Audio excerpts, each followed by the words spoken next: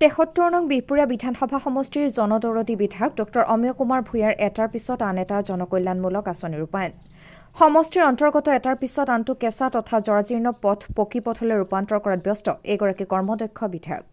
২০২৩-২৪ বৰ্ষৰ নাবাৰ্ড আঁচনিৰ অধীনত বিহপুৰীয়া পথালি পাহাৰৰ পৰা ভোগপুৰ হৈ ১ নং মতিয়া সমৰা সংযোগী পথৰ নিৰ্মাণৰ কাৰ্য শুভ উদ্বোধন কৰে। শনিবাৰে পুৱা 11:30 বজাৰ পৰা অনুষ্ঠিত হোৱা এখন সভাত অংশগ্ৰহণ কৰি বিধায়ক ডক্টৰ অমিয় কুমাৰ ভূঞাই উক্ত পথটোৰ নিৰ্মাণ কাৰ্যৰ শুভাৰম্ভ কৰি কয় যে অতি কম দিনৰ ভিতৰতে পথটো পকীকৰণ সম্পূৰ্ণ হ'ব। আনহাতে সমষ্টিত থকা কেঁচা তথা জৰাজীৰ্ণ পথসমূহো কম দিনৰ ভিতৰতে নিৰ্মাণ কৰা হ'ব। স্থানীয় ৰাইজৰ লগতে দলীয় নেতা কৰ্মীসকল উপস্থিত থকা সভাখনত লোক নিৰ্মাণ বিভাগৰ কনিষ্ঠ অভিযন্তা উপস্থিত থাকে। নিউজ এক্স ৰিপৰ্ট ৰাইজৰ বাৰ্তা।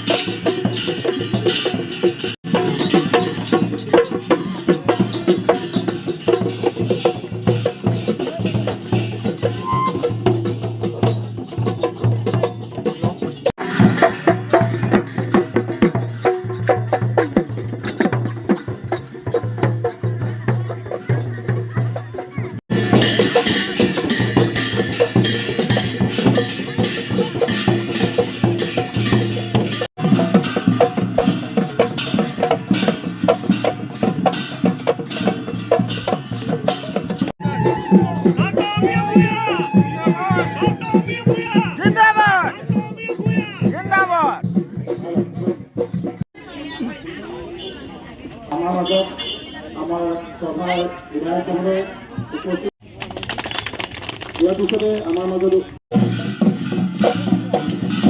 আমাৰ আজি ভোগপুৰ বিহপুৰীয়া পথৰ পৰা সমৰা গাঁৱলৈ প্ৰায় 2 কিলোমিটাৰ থাকি অধিক পথ বহুদিন ধৰি অৱহেলিত হৈ আছিল।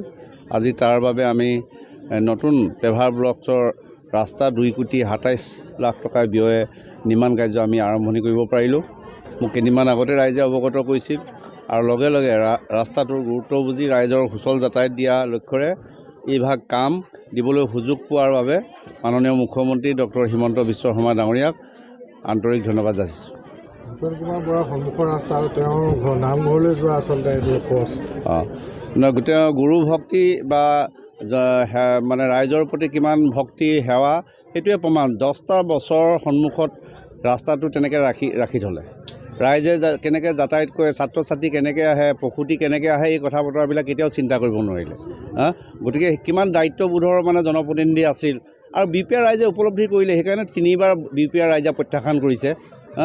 এতিয়া বিহপুৰীয়া ৰাইজ আমাৰ ভগৱান আমাৰ বাবে। ৰাইজে যাতে কষ্ট নাপায়, ৰাইজে যাতে উপযুক্ত সেৱা পায়, যথাস্থানত যথাযোগ্য সেৱা গৈ পায়, সেইধৰণে যোৱা 2.5 বছৰ বিহপুৰীয়াত তেনে সেৱা এতিয়া আৰম্ভ হৈছে।